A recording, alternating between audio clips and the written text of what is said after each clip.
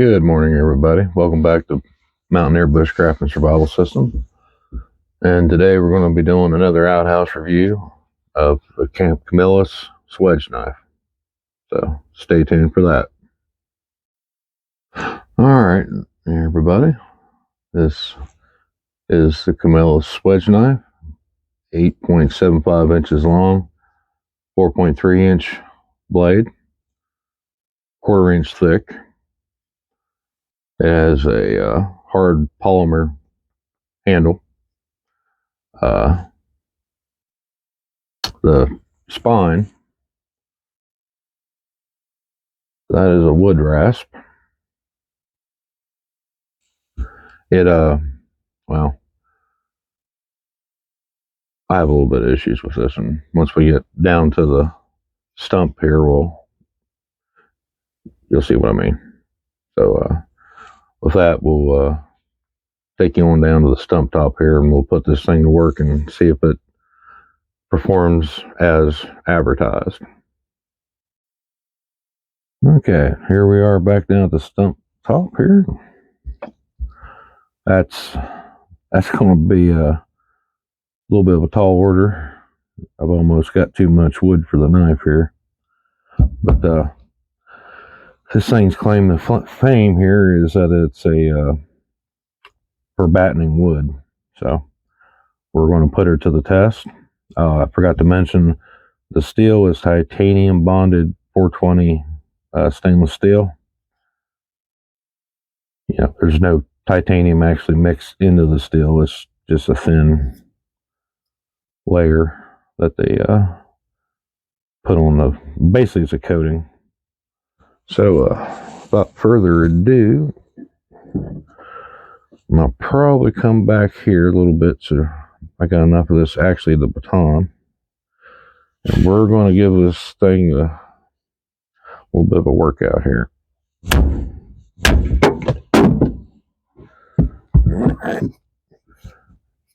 Sheared that piece off, not too bad. Had to hit it quite hard though to get it to do that, so that is a thing. We're gonna come back here and take another smaller chunk off here, and we'll get this thing down to a more reasonable size to batten through the main body of it. I hadn't hit this quite hard, by the way, and yeah, I wouldn't have thought I had to hit it quite so hard, but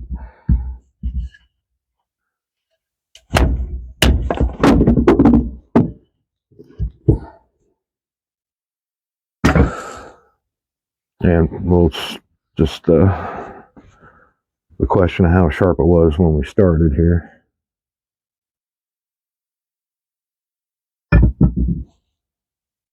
Yeah, barely shaved hair. So the edge on it was not the greatest. However, it did pop some hairs, so I guess that's a plus. All right. So now we're going to go through. Now that's more reasonable now. We are going ahead and go through the main body now, about dead center.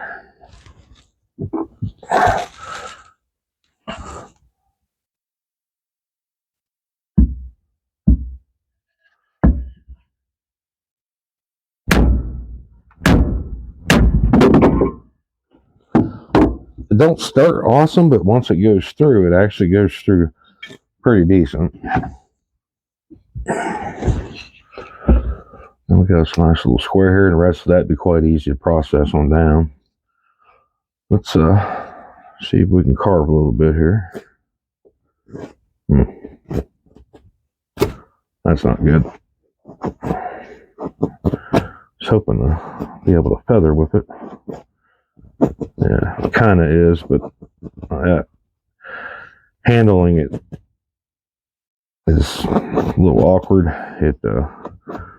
I'm having to put a decent little bit of pressure on there due to it being on the dollar side compared to most belt knives.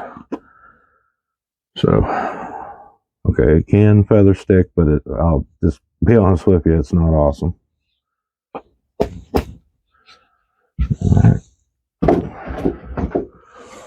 Look at this old ugly piece from a previous video we did yesterday, and we'll see how well she takes larger chunks off.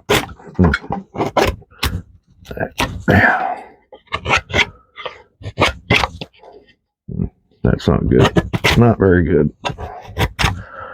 Honestly, they happen to put too much force behind the push on this. So, my only issue with that is a safety issue. You put too much force on this and it gets away from you. That's usually how accidents can happen with knives. It is doing it, but yeah, I'm a fan of how much force is required, because that would wear you out pretty quick after a little while. So let's get the rasp on the back of that.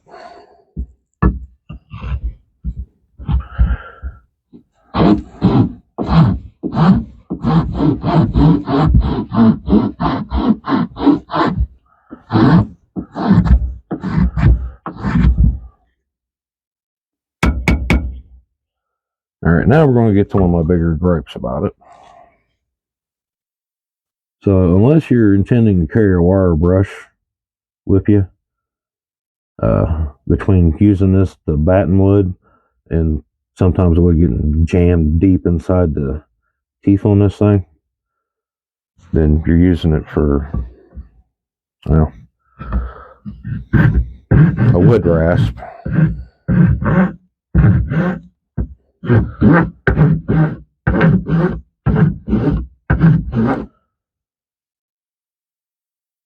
And not a very good wood rasp, I might add.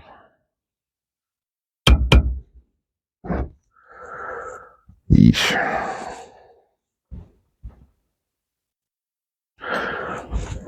Alright. Now, I debated on even demonstrating whether it would strike a ferro rod, just as that right there will brutalize a ferro rod. Now, obviously the edge would do it, but yeah. There is a little spot here, a sharpening choil, right there. Now I'm going to see if that will strike this smaller ferro rod before I brutalize it on the spine of that thing. It will not do it. Okay.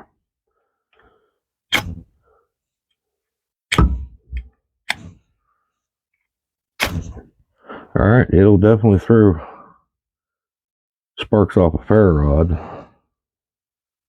but yeah, that gouged it out pretty good. So this thing would eat a ferrocerium rod to death real fast if you had to use that, try to use that on a regular basis. So it's got some weight to it, and you could use it for small chopping. But so what do I think about it? I'll give this a little bit of thought, and I'll come right back to you and wrap the video up with, basically what I truly think about that knife. And okay, final thoughts. What do I think about this knife? Like Camillus Swedge. Well, I think it's an interesting design. I think it could work if, some changes were made. And my biggest issue, but it can be sharpened. The sharpness of it would be nice if it was very sharp out of the box. However, I can take care of that myself. I got the ability to make this thing shave, but I'm not a fan of that rasp. It tears batons up. It'll absolutely brutalize a ferro rod. Like I said, it's got some weight to it, so you can do some light chopping, but I recommend using a lanyard, because this is very slick and it's got some texturing on it, but it's not really catching. It's very slick. Like I said, it's a very interesting concept. I'm not going to poo-poo the design. The materials are a little subpar. I think the idea is good. And of course, we'll not forget the sheath. That's your typical just molded thermoplastic, belt clip, drain hole. It's not bad. It's cheap. It works.